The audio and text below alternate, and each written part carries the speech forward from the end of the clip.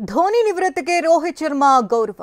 ಧೋನಿ ಜೊತೆಗೆ ಕಾಲ ಕಳೆದ ಡುಪ್ಲೆಸಿ ಕ್ಯಾಪ್ಟನ್ ಆಗಿ ಹೆಚ್ಚು ಪಂದ್ಯವಾಡಿದ ಮೊದಲಿಗ ಶ್ರೇಯಸ್ ಅಯ್ಯರ್. ಈ ಎಲ್ಲಾ ಸುದ್ದಿಗಳನ್ನು ನೋಡೋಣ ಎಂಟರ್ಟೈನ್ಮೆಂಟ್ ನ್ಯೂಸ್ ಟಾಪ್ 9 ನಲ್ಲಿ. ಸಿಎಸ್ಕೆ ಕ್ಯಾಪ್ಟನ್ಸಿಗೆ ಧೋನಿ ನಿವೃತ್ತಿ ಘೋಷಿಸುತ್ತಿದ್ದಂತೆ team India captain Rohit Sharma Dhoni ಜೊತೆಗಿನ ಕ್ಷಣಗಳನ್ನು ಸ್ಮರಿಸಿದ್ದಾರೆ. ಧೋನಿ ಜೊತೆ ಇರುವ ಫೋಟೋಗಳನ್ನು ತಮ್ಮ ಇನ್ಸ್ಟಾಗ್ರಾಂ ಖಾತೆಯಲ್ಲಿ ಪೋಸ್ಟ್ ಮಾಡಿದ್ದಾರೆ.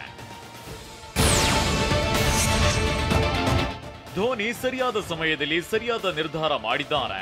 ಅವರ ಮುಂದಿನ ಭವಿಷ್ಯದತ್ತ ಹೊಸ ಹೆಜ್ಜೆ ಇಡಲು ಇದು ಸೂಕ್ತ ಸಮಯ, ಹೀಗಂತ ಸಿಎಸ್ಕೆ ತಂಡದ ಮೆಂಟರ್ ಫ್ಲೆಮಿಂಗ್ಸ್ ಹೇಳಿದ್ದಾರೆ. ಇನ್ನು ಋತುರಾಜ್ನ ಕ್ಯಾಪ್ಟನ್ ಮಾಡಿದ್ದು ಅವರ ಬೆಳವಣಿಗೆಗೆ ಉತ್ತಮವಾಗಿದೆ ಅಂತ ಹೇಳಿದ್ದಾರೆ.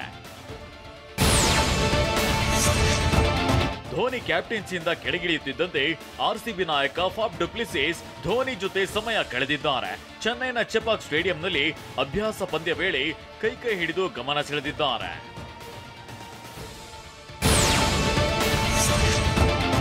ಋತುರಾಜ್ ಗಾಯಕ್ವಾಡ್ ಸಿಎಸ್ಕೆ ನಾಯಕ ಆಗ್ತಿದ್ದಂತೆ ಸೂರ್ಯಕುಮಾರ್ ಯಾದವ್ ಶುಭ ಹಾರೈಸಿದ್ದಾರೆ.